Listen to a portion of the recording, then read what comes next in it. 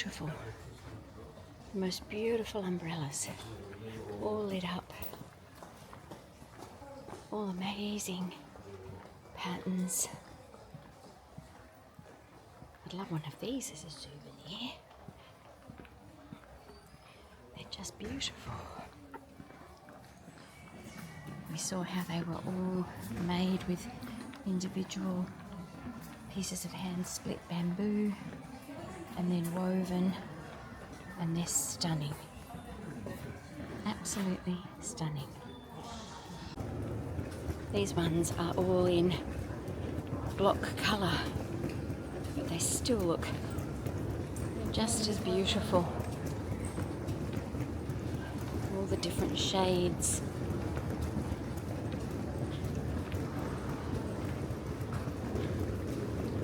And then just a little bamboo display at the end. We're adventuring into the Imperial Palace and grounds this morning, our last morning in Tokyo. It's a beautiful day, quite warm. This is that same part of town we were in last night, but without any lights. Lots of buildings, very clean, wide avenues. It's a Sunday morning, so it's a little bit quiet, and yeah, it's lovely. This is the approach to the palace grounds. Beautiful bridge over there, and then the stone walls. Shoguns.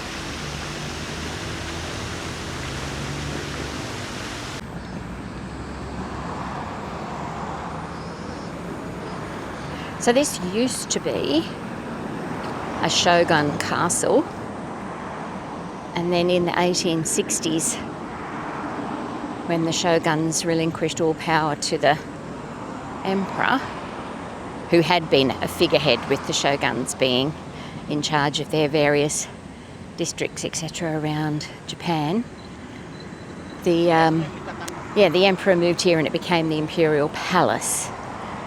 So we can't actually get into the palace itself,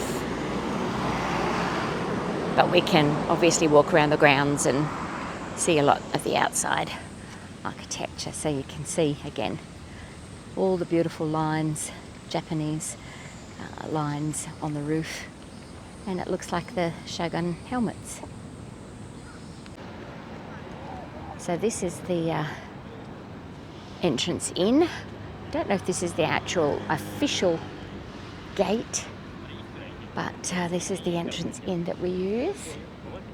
And then you've got this moat here, again covered in, not sure if it's lilies or quite what it is. It's not in flower yet, and they're obviously a heck of a lot smaller than those ones on the other pond, but if they are lilies, they're going to be gorgeous when they bloom. So once you come in through these gates, you're into this small inner courtyard, and then through these large gates with the smaller side gates. Middle ones obviously for carriages and horses, and side ones for walkers potentially. Ignore the modern building. Then we come through the gates.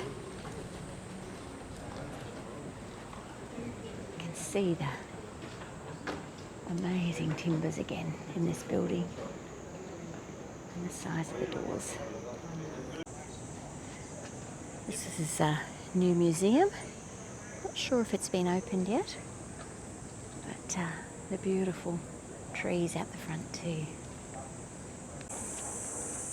The guardhouse, just nestled inside the thick stone wall.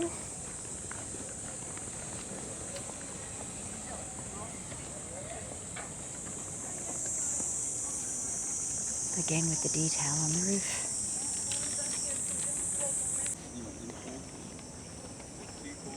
This is another guardhouse, just inside a second set of heavy gates, which you can see there.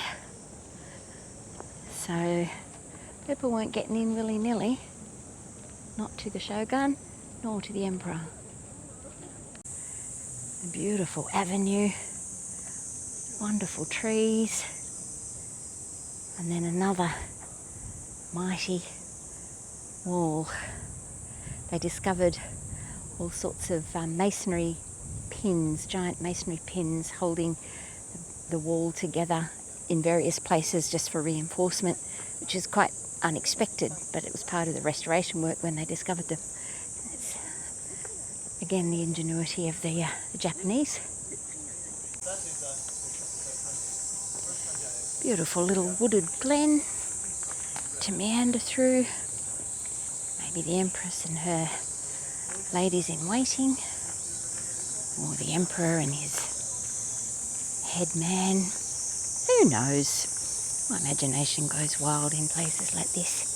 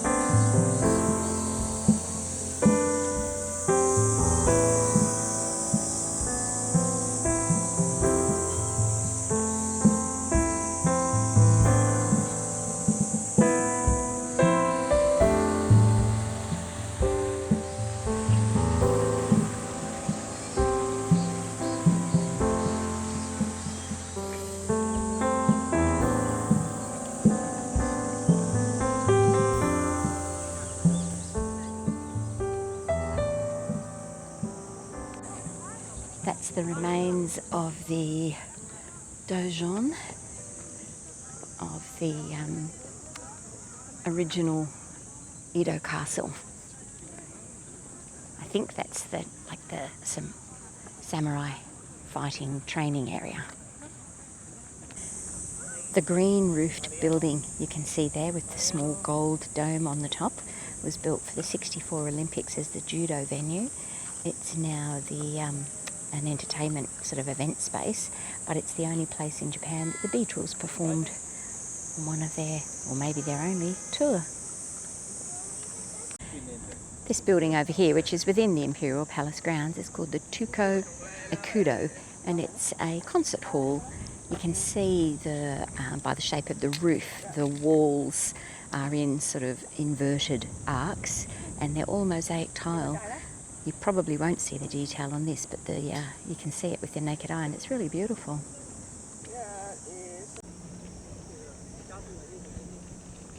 This is a view from partway down the dojon structure, out over the gardens and onto the city beyond.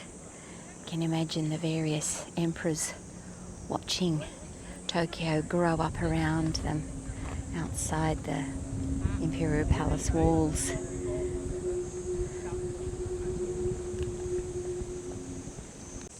There's this little stone cellar in here in the wall structure.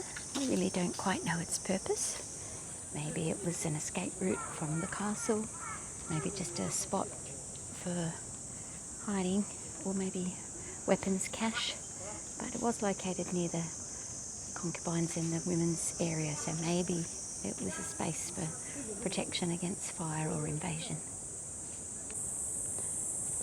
Another beautiful wooded area.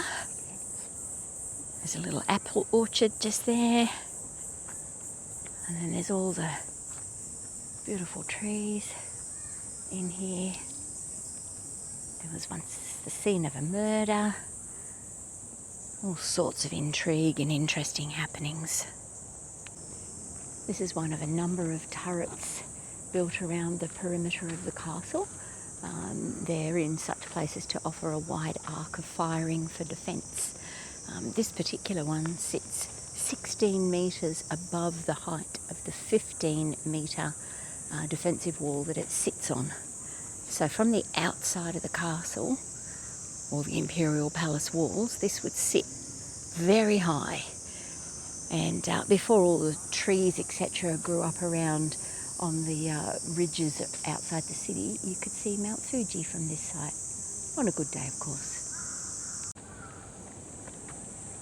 And although we don't actually get to see the Imperial Palace, because we're assuming the Emperor and his family currently live there, we have enjoyed the grounds and a little bit of the history, and again enjoyed the incredible workmanship in maintaining these gardens, and also in the buildings and the defence walls that we've seen. It's been a fascinating journey into a little bit of Japan's history. It is a city like any other city. It's huge, but on a Sunday it has a strange calmness about it, which is rather nice. This part of the street anyway is empty. A few cars down there, Imperial Palace over there. Buses still run occasionally, but it's actually quite peaceful. Gonna miss this call and repeat. That's a beautiful street. One final view of Tokyo skyline. Beautiful parklands. Over to the Marunouchi building, and then the other buildings surrounding it, and then down into some of the tree-lined streets.